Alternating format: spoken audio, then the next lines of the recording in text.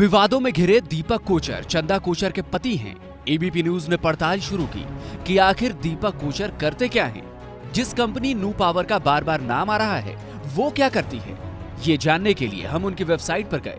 Website के पहले पन्ने पर ही दीपक कोचर की तस्वीर लगी हुई है। तस्वीर के नीचे लिखा है फाउंडर एंड सीईओ, यानी कंपनी के संस्थापक और सीईओ। वेबसाइट पर कंपनी के काम के बारे में भी बताया गया है। लिखा हुआ है कि भारत के 160 गीगावाट के विंड और सोलर एनर्जी के टारगेट को पूरा करने में वो भी भागीदार हैं।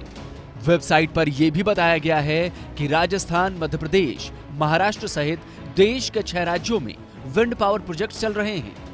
यहाँ कंपनी का पता दिया गया है मुंबई के बांद्रा कुर्ला कॉम्प्लेक्स में मौजूद कैपिटल बिल्डिंग का।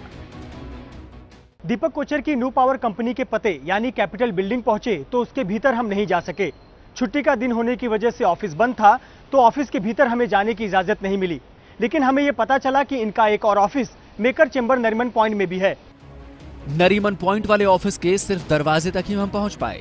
कैमरा यहां तक नहीं ला पाए थे, इसलिए दफ्तर को हम सिर्फ मोबाइल से ही शूट कर पाए, वो भी बाहर से। यहाँ पर हमें सिर्फ एक चपरासी बैठा मिला।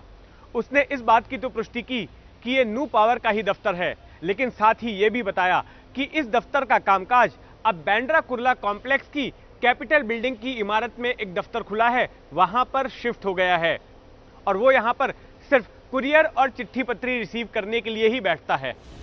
इसके बाद हमारी अगली मंजिल थी कंपनी के शेयरधारकों को खोजना। पता चला कि मुंबई में अंधेरी के आजाद नगर इलाके में ले सेरेना बिल्डिंग में महेश चंद्र पुगलिया रहते हैं। जब हमने पता किया तो मालूम चला कि वो घर बदल चुके हैं।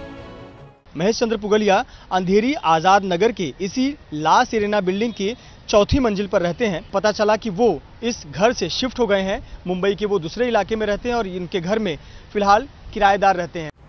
मुंबई के कांदीवली के रहने वाले 2 और शेयरधारकों का पता चला। हमने मिलकर उनका पक्ष जानना चाहा तो इनसे भी मुलाकात नहीं हो पाई।